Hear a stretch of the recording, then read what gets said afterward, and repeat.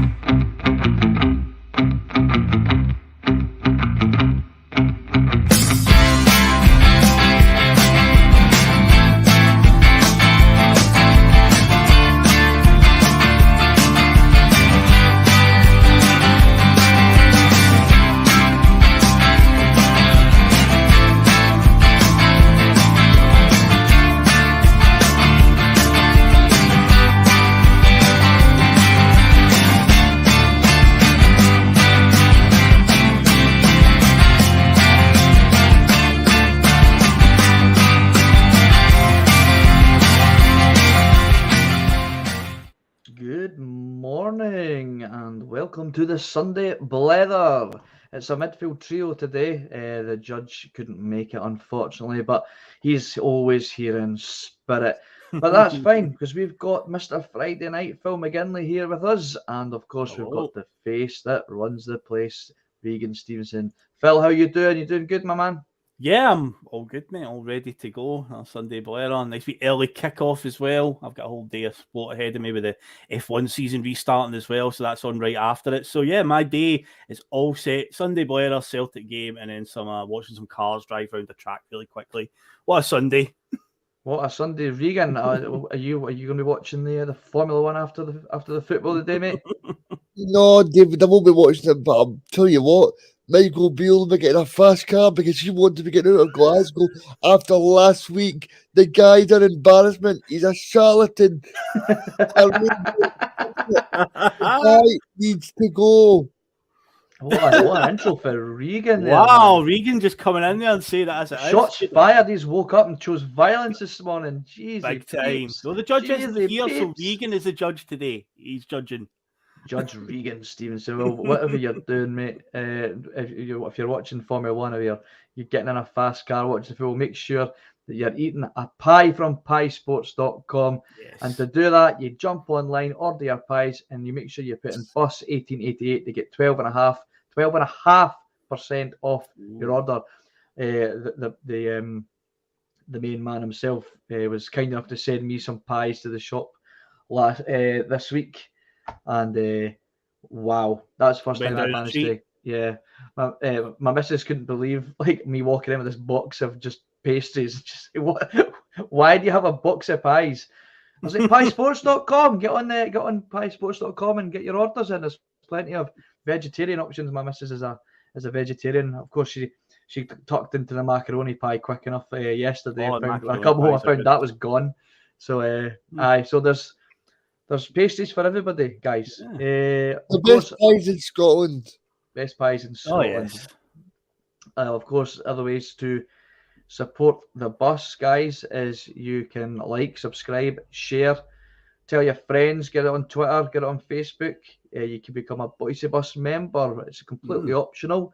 All our content is free. If you want to help support the bus in a small way, you can do that, and we appreciate everybody that's a part of it. I've still not got the hang of clicking everybody's name that's a member, Phil.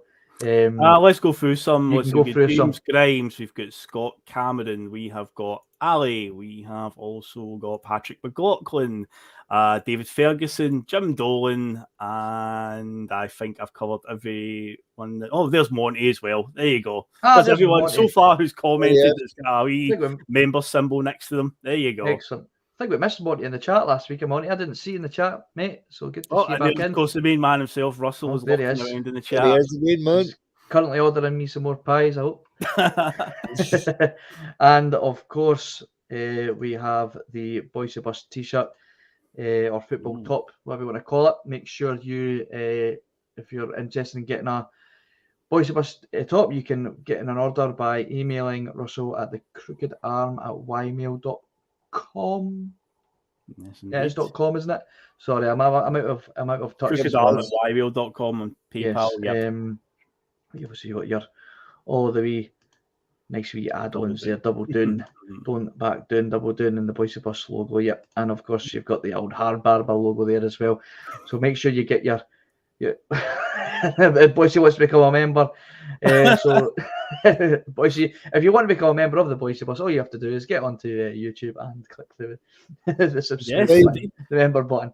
Right, guys, we're going to just get stuck into it, all right? Because while we thought we'd just get the intro started 2 minutes before kickoff for us to do 11, because we'll be ready bang on 11 o'clock. The line for that intro, because we have a game on today, and here is the lineup, guys. If you haven't seen it, we've got Hart, Johnson, Carter, Vickers, Starfelt, Taylor, McGregor, Hatate, Moy, Jota, Maida, and Kyogo. If you can get rid of that banner, you'll be able to see the substitutes. It's your usual suspects on the bench, of course. And Haksabanovic, there you go. We're going to talk about later on in the show. You've got your Awata, guys that all featured in the cup final. I don't know if anybody missed it, but Celtic did win that game, by the way. Just in case Mickey can't remember, we won that game. I felt fairly convincingly when you're watching it back without the sort of stress that comes with watching the game. But it's a pretty strong lineup, Phil. Your usual Ange isn't fucking about today. You could say. The strongest lineup. Obviously, the last time we visited Paisley, didn't quite go well. There was quite a few changes that day, although in theory, yes, the team that we still put out that day should have been more than good enough to beat St Mirren. At the end of the day, we've got a vastly superior squad, but it just wasn't our day that day for just numerous different reasons. But yeah, the way things are going right now, we're bearing down on the title. Now is not really a time for experimenting, giving fringe players a chance, B team players a chance. I remember around, by the way, the Bhoycie Bus just became a Bhoycie Bus member. Hey, welcome to the Bhoycie Bus. Welcome along, Bhoycie Bus. That's weird. That's like Inception or something like that. What the hell's going on there? How does that one work out? Because his money goes back to himself. It just goes round in a... Goes into my Pie Sports Fund, mate. It does. PieSports.com. But yeah, I remember this time last year as well bearing down on the title, and there was a lot of calls from different, folk on social media, give this guy a game and whatnot. And it's like, now's not the time to be experimenting with anything. That team is the strongest team that we can put out. And it's all guns blazing right now till this title's wrapped up. So very encouraged by that and very confident after seeing that lineup. Yeah, Regan, interesting thing that I want to point out on this is usually when we're playing in our away kit, somebody can correct me if I'm wrong, but as far as I'm aware, or memory serves me right, if we were playing in the away kit, Kyogo would be wearing the away kit.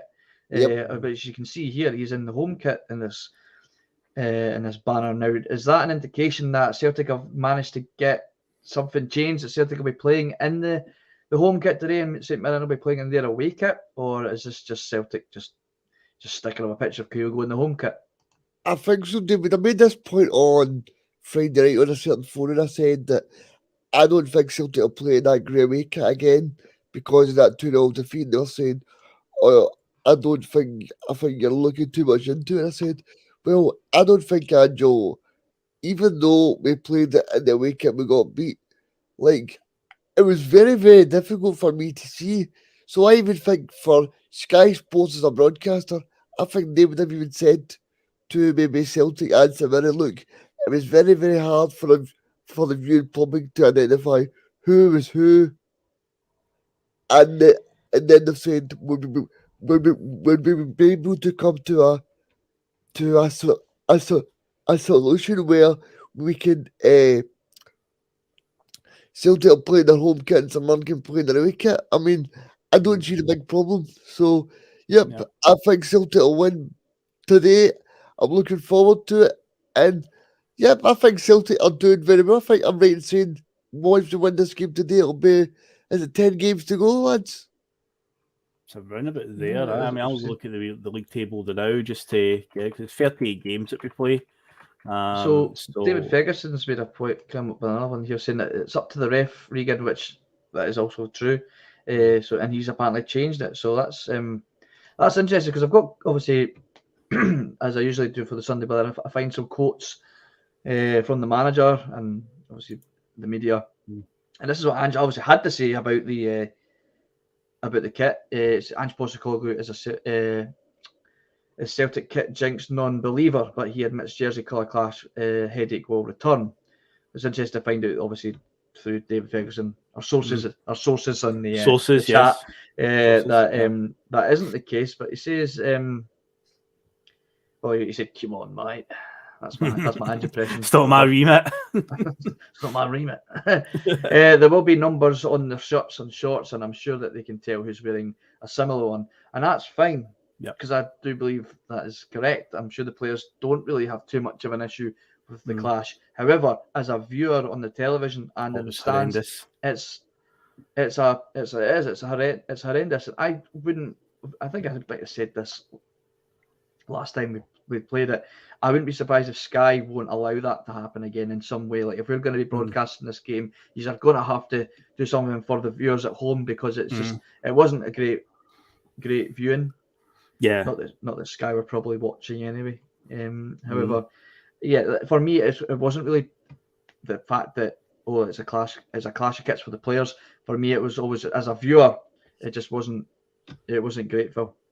No, it definitely didn't help because it was a real hodgepodge right for the start when they're all chasing the same ball. And it was, I found the biggest problem being the shorts. The shorts were clashing. See if one of the teams was just wearing white shorts, for example, that probably would have solved a lot of things because the grey shirt against the black and white stripes, and then they had black shorts each. It was just like, I can hardly tell what's going on. So even if it's something like that has changed the day, that will probably make a world of difference for a viewing standpoint, because that was it was bad enough that we get beat that day and we were horrific and all over the park, but that didn't really help much where you're like, I don't even know what's even going on. I can't even tell who's like chasing down what ball here.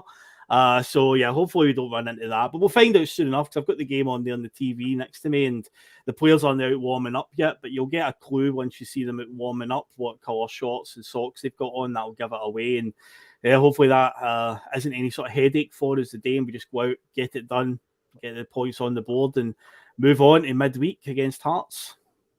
There's a comment brought up, asked Regan, do we see there being rotations for the midweek game then against Hearts?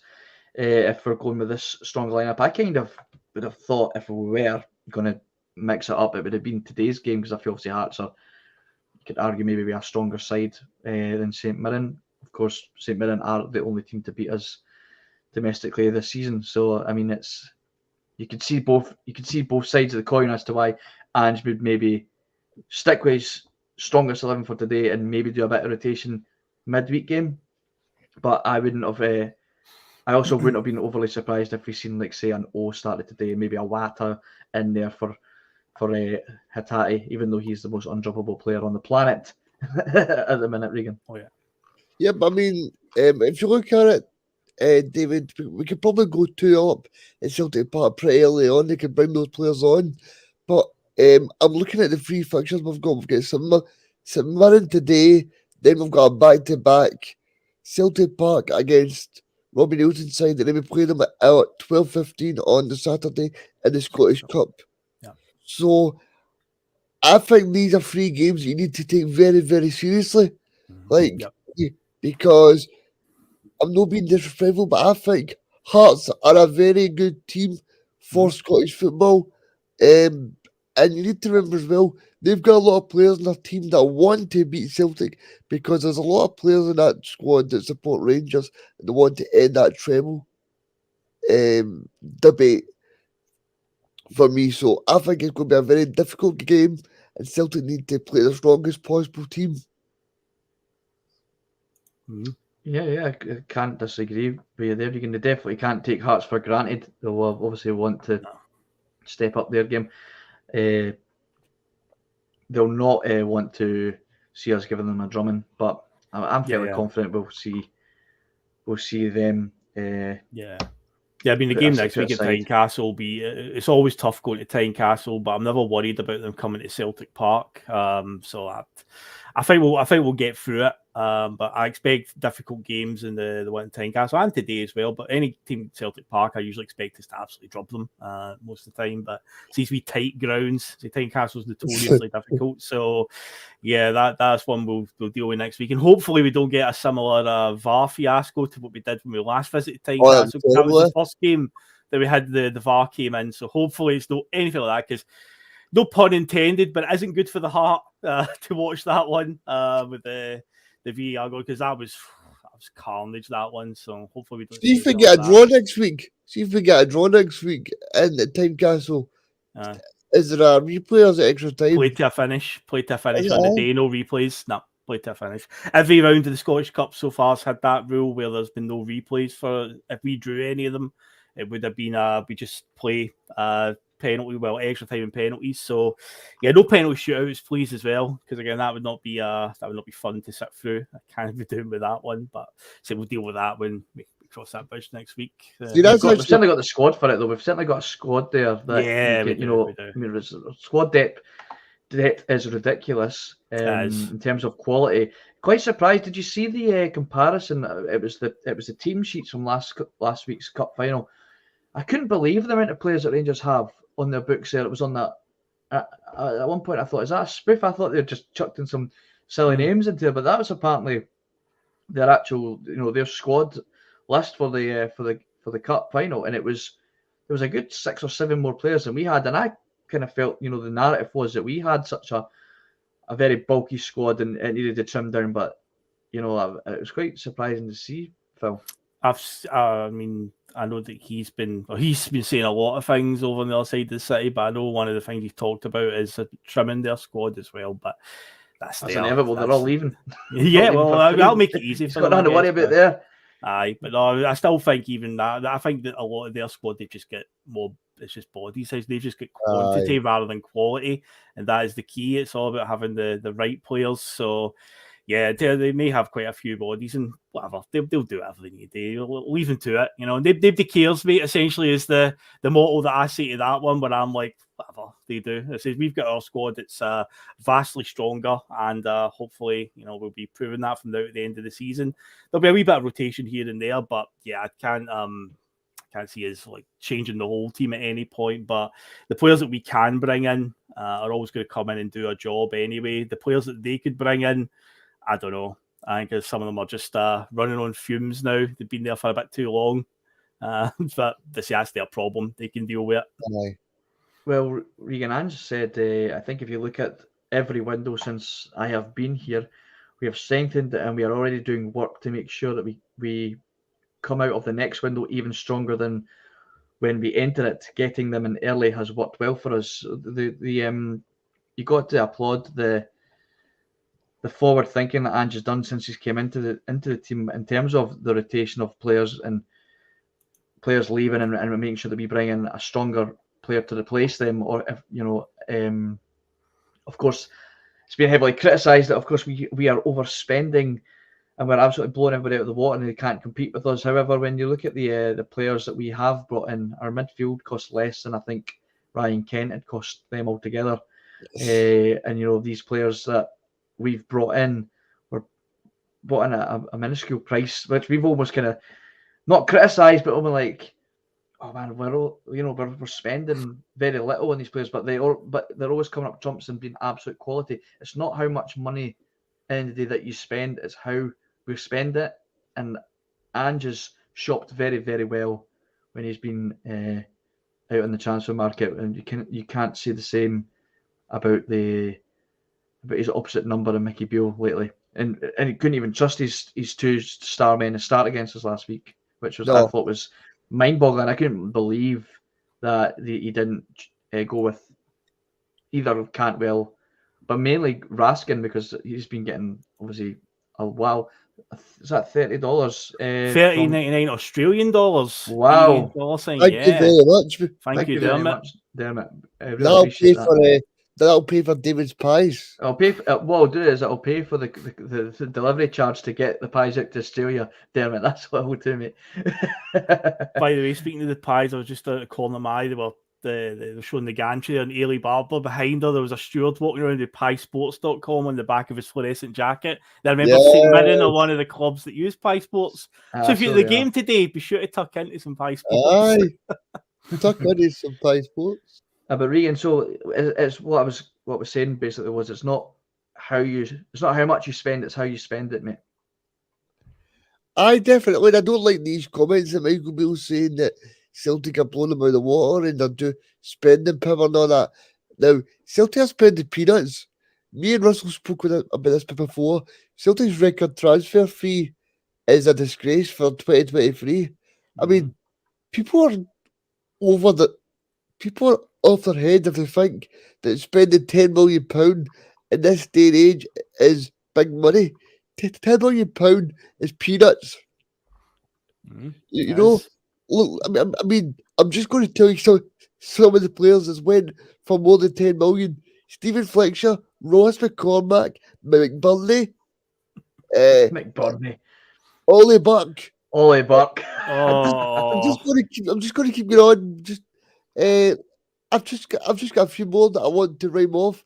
But you've got I just find it absolutely astonishing that all of these players, right, are all supposedly better than the players that we're buying.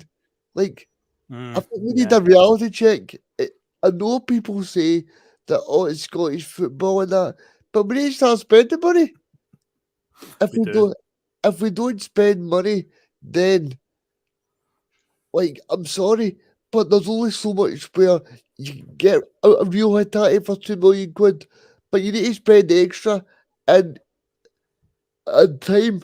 Obviously, I get there'll be people that's listening to this show and watching the show saying, well, we got Real for £2 million. Yes, but maybe he was a lucky charm and Ange knew of him. But see, when you go to a European market, you need to spend a bit more money.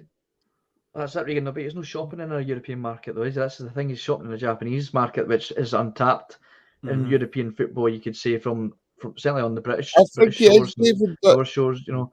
But that's why we're getting these players that, you know, if Hitati was playing his trade in, let's just say, the Belgian league, I reckon we wouldn't be able to compete with certain teams that would probably have snapped them up, because for one, the asking price would be probably quadruple what it'd be worth playing.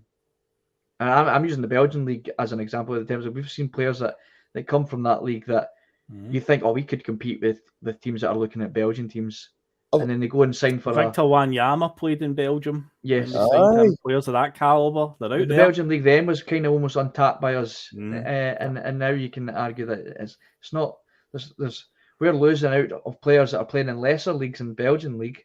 And they're going to choose to go and play for Club Bruges so they'll come play for Celtic. Aye. It's a difficult market to come. You know, but the European market is a very expensive market. There's just no getting around it now due to the Premier League clubs pushing the cost up, and we just can't compete with them. But there's only so many times that we can keep going back to this Asian market before they do go. Listen, you got Hitati for £2 million. That guy's a £15 million player at least. Yeah. No, it's what we should have been. When you look at what he's doing, we should at least be asking for that when you signed him. You know, they're no daft. They'll quickly clue up. And there's other clubs like Motherwell and there's another club for Scotland that's went and signed. Hearts signed a Japanese player too. They're going to go, hang on now.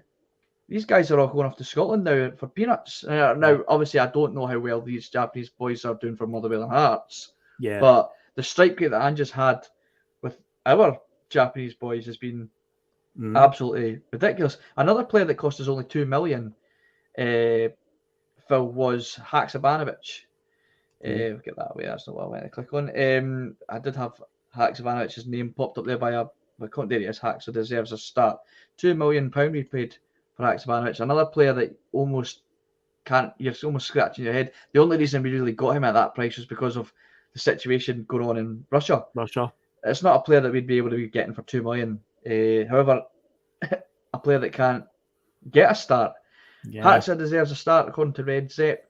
I've actually got a quote from Haksabanovic about his starting situation. There you go. But while I go into that, Phil, an interesting take from the media was that there appears to be some sort of Japanese clique going on in the clique. It's Celtic, the clique. If the people clique. know what Yeah. but that way. Side Haksabanovic insists there's no Japanese huddle at Lennoxtown, and Celtic's Far East stars are the jokers in the Parkhead Pack.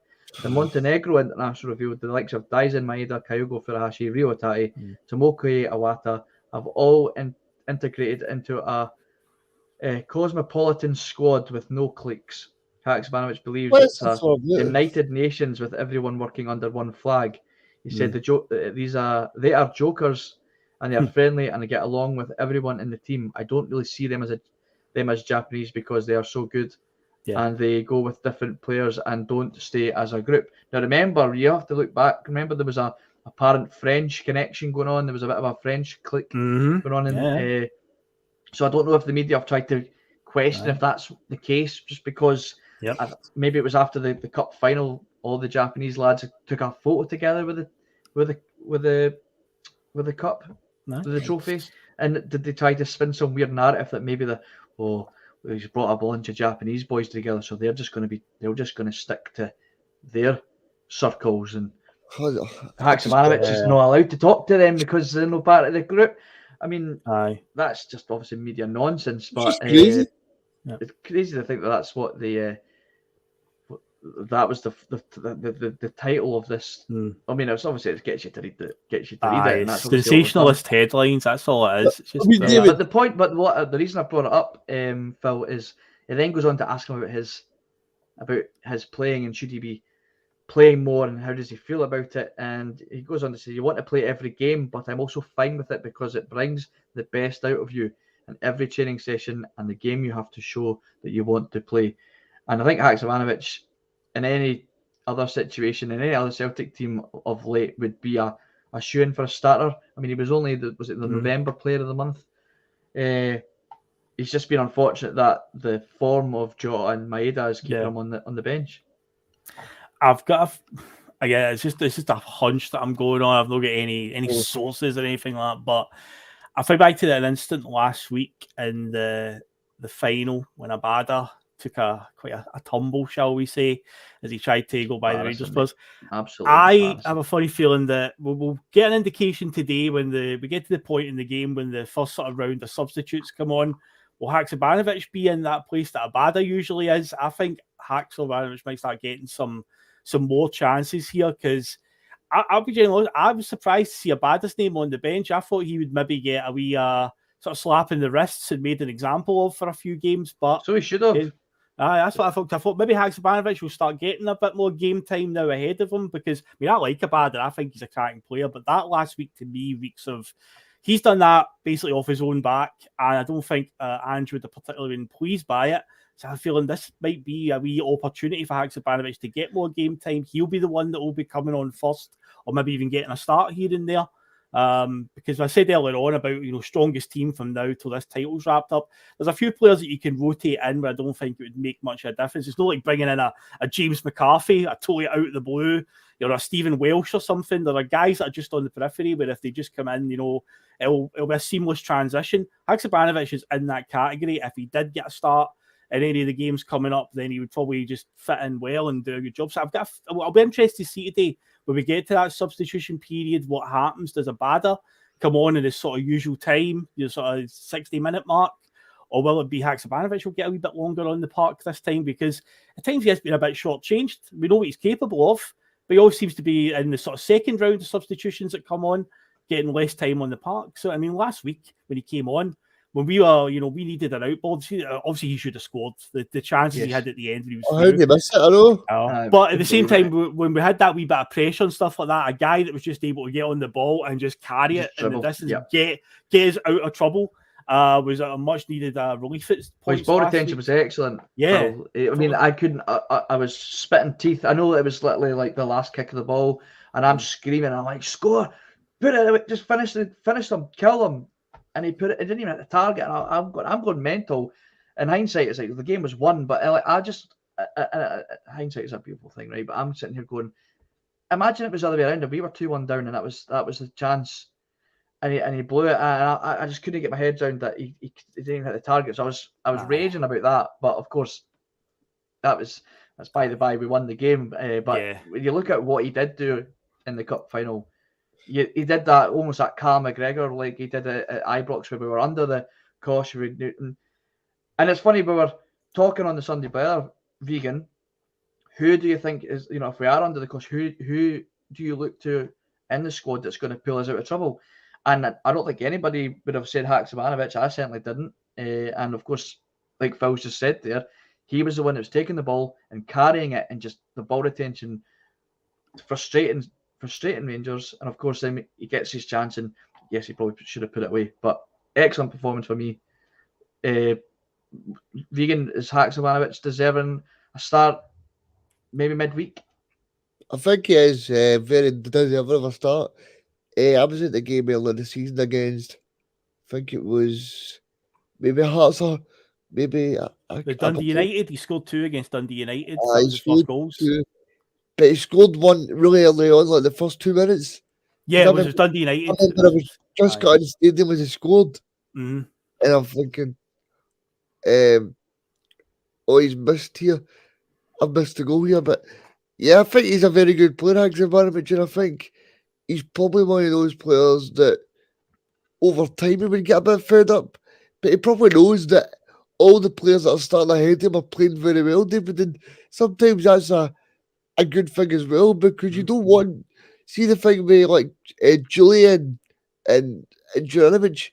I don't think they would have done the same thing that Haksabanovic is doing. They would have been sulking and moaning, and same way Chaos, as much as we love Chaos to us, I'm sure he would have been sulking with Ange saying he wants to play. So I think that Haksabanovic is fully deserving of, again, a wee start on Wednesday night, because he's showing that he's more than capable of popping up with a wee goal there. But I think it was Joe that popped in the comments there to say that Abada's not been good this season.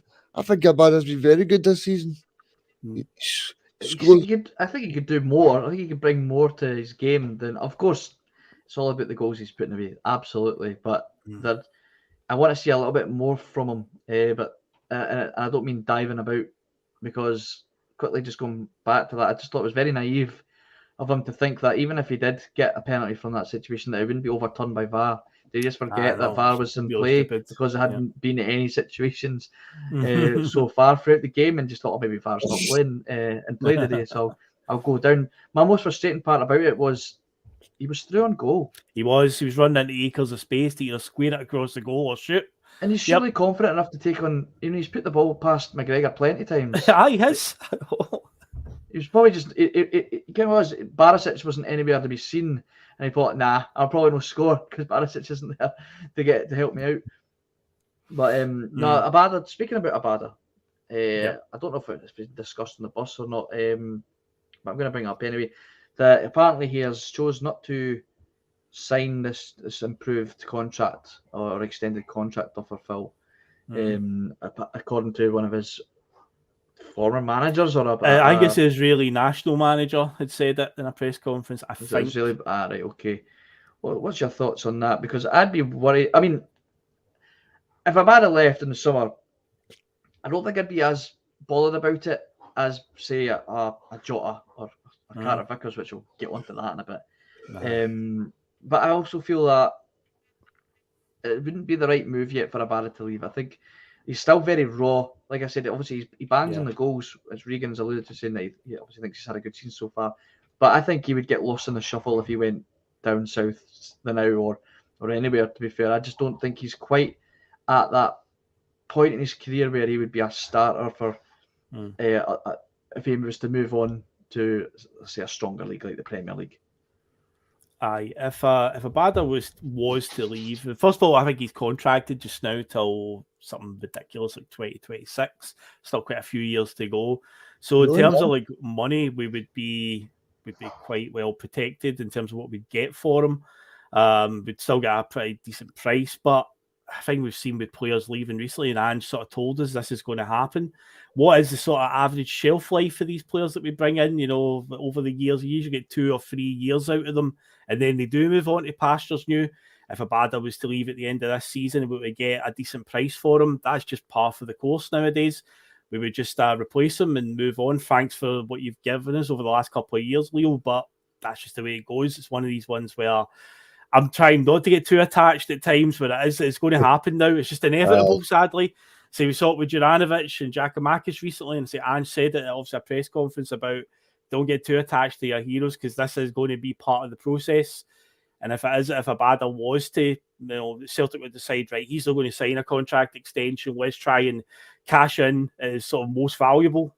So be it. I trust the process that Ange will replace him accordingly. We'll find somebody for a decent price, and this is the way it goes. But he's been a great player, no doubt about it. And I say he's some of the memories he's given us so far, and hopefully he does stick around. But I say if that did happen, so be it.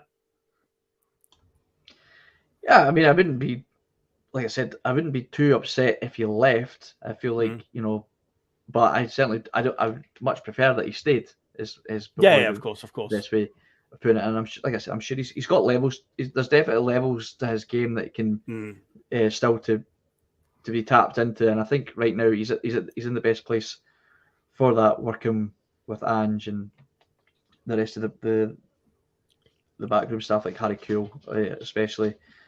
We've discussed it last week that I think he's certainly been a factor into the change of form of Maeda, who of course is keeping David the likes of Ferguson's Abada out of the Yep, exactly. Yep. Abada's done well in a few chances he's had. Not his fault that Maeda and Jota, etc. have been unplayable. It's hard to argue, and he's just going to have to bide his time, just like what Haksabanovic is doing, and he's doing it. He's going about it the right way, Haksabanovic, and I'm sure Abada will also follow suit. You mentioned I've got some breaking news for you. Celtic have got the grey kit on. They're warming up just now. And there's your curveball we've been waiting for. And the St Mirren players appear to also have black shorts on as well. I don't know if their top will be all black because David Ferguson says they're going to wear their away kit today. They've got a red away shirt and a black away shirt, so I wonder if that's what's going to be. But the shorts that St Mirren are wearing are also black, which, as I said earlier on, I felt from a viewer point of view was one of the big problems last time, with the shorts were also the same colour, and it was like, I have no idea what's going on here. But Celtic are definitely wearing the grey kit. So yeah, I can see them warming up just now on the park. I hope this is not going to be a jinx, man. Oh no, please no. You're not superstitious, I hope. I'm superstitious. The real reason why the judge isn't on today is because last time we played St Mirren, he was on this show, and we had St Mirren. It was obviously the game, and that was the only game that we've lost. So I've got in my head, I think that's maybe why Mark I'm going to the go day. I'm going to go as well then, boys. Get your predictions in. Right, okay. Now he's left Josip Juranovic. However, he just won't go away. No. He's in the media again, discussing how he was rather upset that Celtic didn't try harder to keep him, which I thought, like, why is this even being brought up? Of course, but he decided to have an interview. He said, I had a really good relationship with the fans. I really loved it. It was a tough time to move away, but that's life. I was a little bit sad that Celtic didn't try to keep me as a player there, but that is football. You can't know your future. He says, to be honest, I was a little bit surprised. This is talking about us signing Arthur Johnson while he was on World Cup duties. He says, to be honest, I was a little bit surprised because I was playing in the World Cup and preparing for my next game. Some of my friends called me and said that they'd signed a new fullback. They said, what's your opinion about that?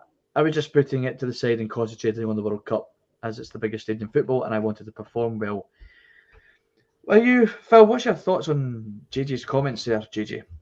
JJ, comments there don't about... do that again, David, come on. We can get away with that because Mark's not on today. We can Oh, you can't, I'm here. Oh, the Judge Regan's spoken again, right? That's Okay, right. Josip Juranovic. What's your thoughts on it? Because he was rather sad that we didn't try. Oh, that's keep sad. He's rather sad, was he? Oh. I mean, I've seen the sort of the transcript.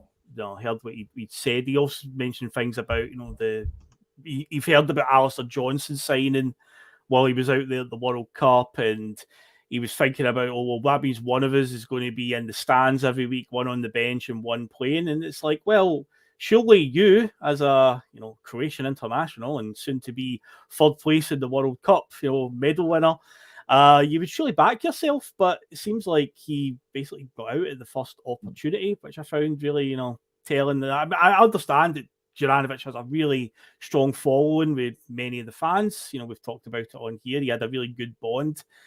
A lot of fans just are still keeping tabs on him, and that's their gift to do so. But I've always felt like better players have come and gone at Celtic than Josip Juranovic, and I already think we've got a good replacement in Alistair Johnson.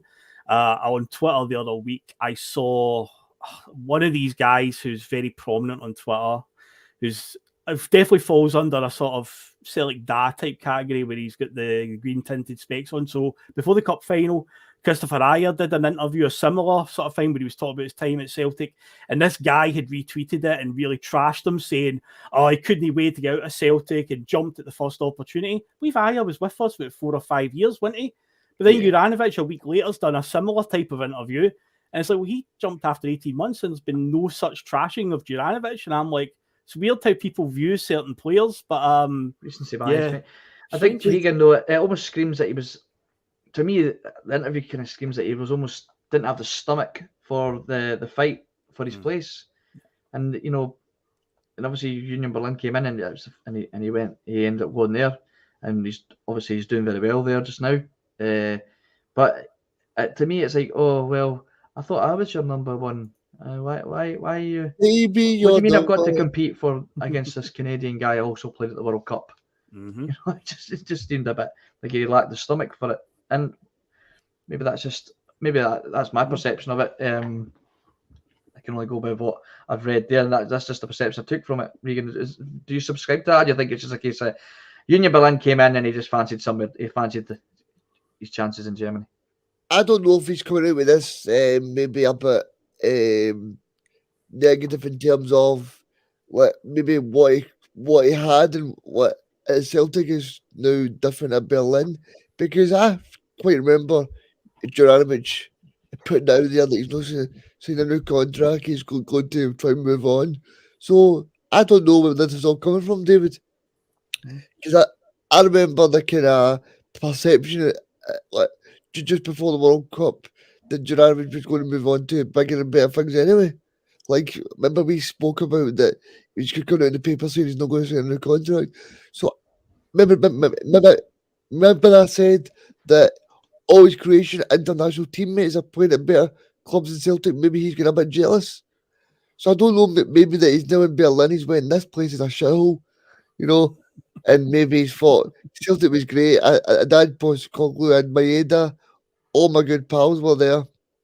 I don't know. I just think it screams of a bit like Paddy Roberts, where players leave Celtic and they go, oh, I quite want to leave Celtic and go somewhere else. And then they leave and they go, what the hell was I doing there? Why did I leave? Yeah. Why did I think things were better? And I think that's what Ange tries to say to people. Mm. The grass isn't always greener on the other side. Do you know what I mean? Like, Yeah. it's not like every single place you go is going to be the same as the environment you've got. Like, you guys spoke about Abada there, right? Mm. What happens if Abada goes to Crystal Palace and he doesn't get a start because he's got Zaha, he's got that, is it Ozil? Eze, and he's got the French boy. Now, this guy is tipped to be one of the best players in the league. Maybe in a couple of years' time. So it's going to be very difficult for Abada to get in. If he stays in Celtic, you get Champions League football. He's playing under a very good coach around Postecoglou. And I would even go as far as to say that Alistair Johnson already looks to be an upgrade on Josip Juranovic. And he already looks to have the hunger and desire as well. And as well, Alistair Johnson is, I think he's a couple of years younger than Juranovic. Younger, yep. Yeah. The right insane. So I think overall, Celtic are the big winners from this deal. But I do get from what Juranovic is saying because, as I said before, the grass isn't always greener on the other side. Mm-hmm. No. Yep. Well, speaking of grass is not always greener, Phil. Our good old pal Fabrizio Romano likes to, he likes to get himself involved in everything. So let's have a wee chat about Fabrizio Romano, all right? Yep. So he's been on the House of Champions podcast. Fabrizio Romano. Lucky them. So say that again. I said lucky them. Lucky them. House of Champions podcast. Fabrizio Romano has claimed that former Tottenham Hotspur defender, played 4 games for them. All right, Carter Vickers has been catching the eye of Premier League clubs, and the Celtic star could be targeted in the summer. Fabrizio Romano said, "I'm told that some Premier League clubs are already exploring the possibility of course, he already knows the Premier League, he knows Premier League football, so he could be a possibility in the summer. But Celtic will try their best to keep their players. Then at some point, they will have to sell, but I think they are well equipped in the process. They have to find a replacement before they sell the player." See, this is my thing with Fabrizio Romano, right? Is he's now become he's the definition of throwing shit at the wall and seeing what sticks, right? Mm-hmm. He was before. I thought he was quite a credible transfer journalist, right? Yeah. But over the years, he's kind of morphed into a bit of a media personality. Yeah. Yes. Once a transfer, once being this guy that would go out and he would find the sources, he would get the big scoops on the exclusives and reveal them. And that obviously shot him up to stardom. But now he can sit at his computer and on his phone and just tweet whatever, right? And people will take it as, well, if Fabrizio says it's happening. But when you really dive into Fabrizio Romano as of late, he's just a bit more of a clickbait merchant, a bit of an aggregator. Yeah. He likes to he'll find anything that he gets right, and he does get loads right. But when you really deep dive into it, they tend to be the transfers that everyone kind of knows are going to happen. Of course, You've got the likes of David Ornstein or Ornstein. That's Kieran McFadden saying that. David Ornstein. It's and Fabrizio tends to, he'll kind of take stuff that he says and he'll tweet it. But then there was an example I was telling Phil Fair was one of the big ones is David Ornstein had tweeted about Raheem Sterling's move to Chelsea. It was 47 million plus 10 million add-ons, and then he quickly quote tweeted it and corrected himself and said there's no 10 million add-ons. However, Fabrizio Romano basically copied and pasted the original tweet, and then he never corrected it. And some people think that Ornstein had done it to almost catch Fabrizio out. But here's just lately some of the high-profile misses that Fabrizio's had in the last couple of seasons, right? He was adamant that Malacia, the boy that went to Man United, was going to Lyon. It was a done deal. Here we go. Yeah. He mentioned that Oscar was going to Flamengo, who is apparently still in China. Yep. Jan Karamov, it was a done deal. He was going to Sheffield United. they had done the medical, and it was signed. It was signed from Parma. Never happened. Yep. He tweeted 8 times that Messi was going nowhere. He was staying at Barcelona. Yep. He then doubled down on it, retweeted Doubled everything in, he'd already said another 8 times when there was rumours of PSG coming out. And then he had to, within 2 hours later, to start giving out reasons as to why he was moving to PSG when it was clearly obvious that that's what was happening. Yeah. He no longer puts out stuff that's like Fabrizio Romano was the first one to do it. No, they're just the ones that everybody tends to get right. Any exclusives that Fabrizio says that he's got, they don't tend to come true, and he'll never bring them back up again. Here's an example that relates to Celtic just last season. Celtic are in advanced talks to sign Edouard Michou. Paris Saint-Germain are open to let him go. First proposal to be submitted soon. Permanent deal now discussed. Ange had to come out and say it was absolute rubbish. Aye. So when you hear him talking about Cameron Carter-Vickers as being, of course, Premier League clubs are going to be looking at Carter-Vickers. He's an absolute colossus at Celtic. We're always going to have English clubs looking at our players when they're doing well. So I'm not stressing too much when I hear Fabrizio Romano saying that Carter-Vickers will be moving in the summer. And we were discussing it, Phil, in the group chat. There's no amount of money for me. I think he's priceless for me as a Celtic player.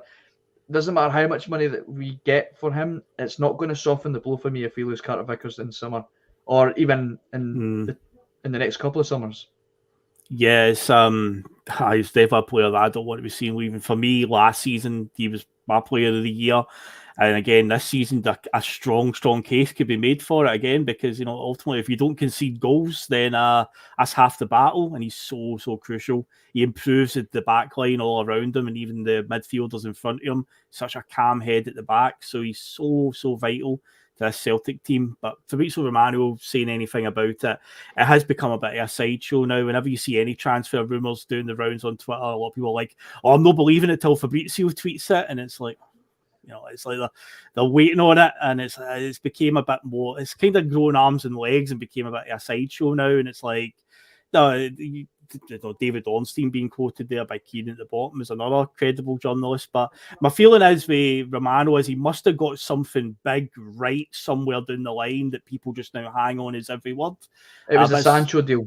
It was a Sancho deal that really made him stand out, because he covered that entire process. Sancho going from Borussia Dortmund to Man United, but then again, he was linked to go back to England for years. It's like, of course, he was going to end up back in England with it, and of course, he was at Manchester City, for God's sake. Regan, Fabrizio Romano, he is the guy, unfortunately, on Twitter these days. That do you worry when you see his name and linking Celtic players away from the club, or do you kind of brush it off? I did about a year ago, but not anymore. Because, like you said, I think his value as a journalist has went down. I think, like, a year ago, everybody would put their Twitter notifications on him because he was the first guy. But now he's quoting himself every 2 minutes, changing things. And, like, there's a guy, Bastoni plays for Inter. Now he said on a number of occasions that Bastoni was going to go to Spurs, and then he said, "Oh, it's not happening anymore." And then he says, "Bastoni's he supports Inter and he's going to sign a new contract." This guy still not signed a contract for Inter, but so he could possibly sign for Spurs this summer. But I just don't know, like what has happened to the guy. I don't know if he's. Personally, I think he's got too ahead of himself. He's become almost a reality star for Twitter, and he likes to link our players away from the club. Now, I'm going to wrap this up a wee bit early, guys, because obviously the game is going to kick off soon. So let you guys get your pie sports in the oven, and get ready to watch us, squint our eyes at the telly trying to work out who's who, for the next 90 minutes. I really appreciate everybody joining us. Again, I think we peaked at about 125 people live at one point. So make sure you click that like button before you just leave, guys. It helps with the algorithm. and all that jazz. Phil, thanks for joining me, mate. Regan, always a Phil. pleasure. Thank you very much. Enjoy It's the good game, to be guys. on, and I'm glad I could take the judge's place today. The judge will be back next Sunday, bright early. See you again next Sunday, guys. Great to be on. Yep, we'll see you then. Catch you later. I mean, you've all that stuff at the start. You know, they won't be playing Tina Turner on the coach on the way home, will they? Some of his comments about me deliberately trying to cause controversy. Well, I work in the media now, and you've got someone sitting there next to you who's an embarrassment to the media profession. He's an apologist. He's a charlatan. He's a Rangers puppet. He's a cheerleader. That's what he is.